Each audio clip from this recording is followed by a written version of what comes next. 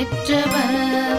கோமாதாவை பூஜை செய்து வணங்கி வருபவர் அவர் கோமாதா ஆசி தினம் கிடைக்க பெற்றவர்.